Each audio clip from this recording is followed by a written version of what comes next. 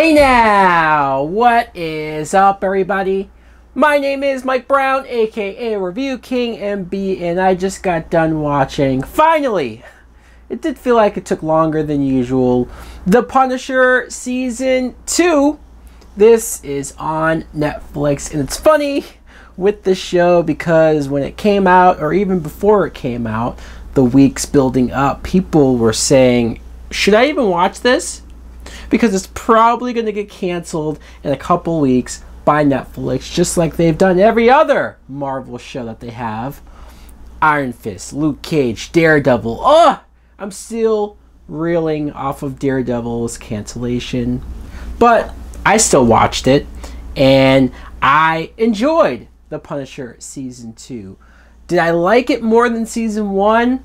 Maybe not. Jon Bernthal as Frank Castle, aka The Punisher. He's the best part of the show, which is a good thing because he's the lead, he's the title character, and if you don't believe him as this guy, then you don't have anything. He's great, just the intensity and the high energy that he brings with every fight scene. There's a scene in the first episode in the bathroom where he beats the hell out of these guys and women. He fights women as well. If you come at him and try to kill him, he doesn't care who you are or why you're doing it. He will get in your face, and there's some great fights there. There's another fight later on at a gym, and then there's one fight where, holy crap, Frank Castle must have some type of superpowers. I mean, I know that he's just a guy whose family was killed and he has all of this darkness to him, and that makes him fascinating, sure. But when you see one part in particular where he's getting beaten up by like 8, maybe 10 guys, and they're stabbing him and just beating it, he's bloody and just, he should be dead. But somehow, some way, he keeps trucking along. There's a character in the first episode that we meet called Beth, who is a potential love interest. I wish we spent more time with her. I liked her backstory, I liked how she met Frank and their connection there. Sure, he'll never get over his wife and family being killed, but it was an attempt on his part to move forward, and I appreciated that. There's a character named Amy who, man, she might get the award for the most annoying character. Look, eventually I came around on her. Eventually I understood why she was the way that she was, and she did come around and maybe appreciated Frank a little more. But Frank is doing everything to protect this girl, to save her. He doesn't even know her, and he sees at that bar a couple of guys going after her, and he just involves himself. And at first she was such a bitch. She was so rude, she was inconsiderate, she was lying about everything. I was yelling at the TV to forget her. Let her go, Frank. Let her get killed for all I care. But obviously Frank, it's almost like he just needed this. He needed a reason to fight people, to kill people, to get back into the game. And this is what was that for him. Ben Barnes is back as Billy Russo, and Ben Barnes in Season 1 was one of the weakest parts for me. I really cared for him as an actor. I mean, he's okay, but I never got much out of him.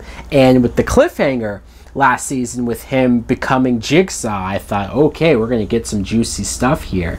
And honestly, this season, I thought he was better acting-wise. He had a lot more emotional stuff to go through. He lost parts of his memory, so he doesn't remember some of the evil stuff that he's done and why Frank hates him. So I thought that'd be more interesting. I thought we'd get more layers to him, and I guess technically we did.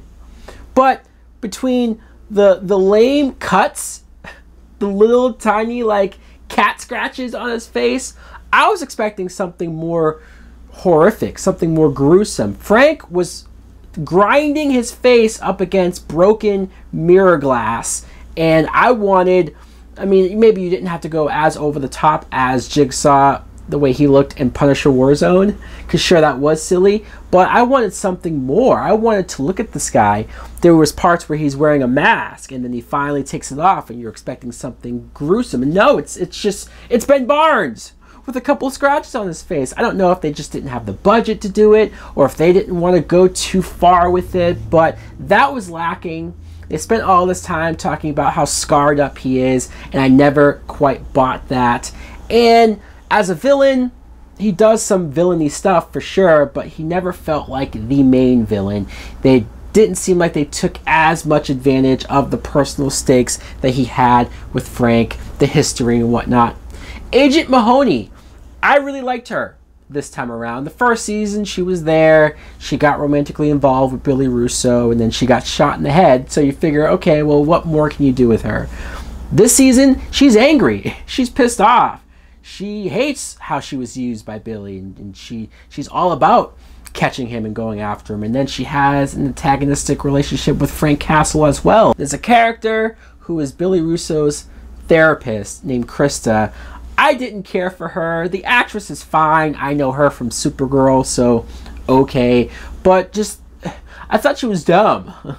And sure, they explain maybe why she felt so connected to Billy and why she does sympathize with him. But just, I don't know.